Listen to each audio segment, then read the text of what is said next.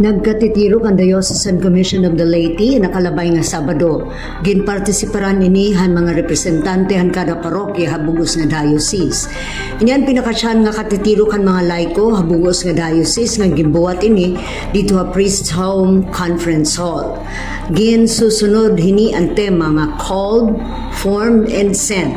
The lay faithful is a synodal church. Nagkamayada ini in opening program, Reverend Father J.J. Mabilangan, ang Chairman ng Commission of the Laity.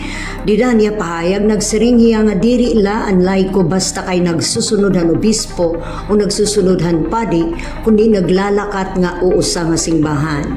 Ngan sinundan ninihin mga inputs, usaan the lay faithful, a missionary disciple participating in the mission of the church.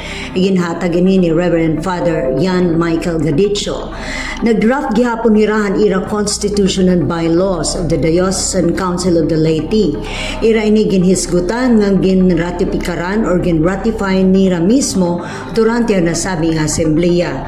Nabugos ang konseho or Council of the Laity nga nagpili hirahin mga opisyales nga magpapadigon ng grupo kumo usa nga organisasyon o usa nga konseho.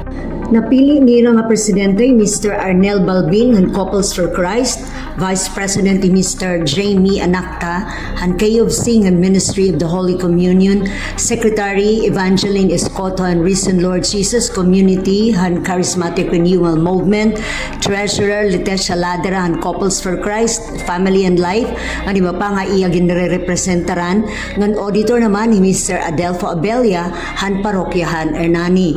Dayon hira nagsumpa hin pagserbi at tubangan ng simbahan pinagyan Obispo Bishop Crispin Barquez.